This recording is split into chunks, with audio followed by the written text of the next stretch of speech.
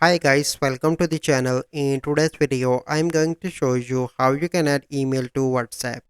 So first step you need to do is to open Play Store and search for the WhatsApp.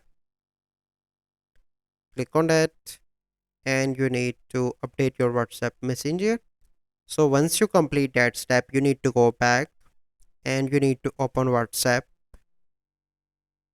So once you open WhatsApp, click on three dots on the top right. From here, you need to click on settings and here you can see different options. You simply need to click on account. Here you can see option of email address. Click on that. Click on add email in the bottom and here you need to add your email address. And here you can see that once you added an email, you will receive a verification code that you need to add onto the WhatsApp. And after that, your email address will be added onto the WhatsApp.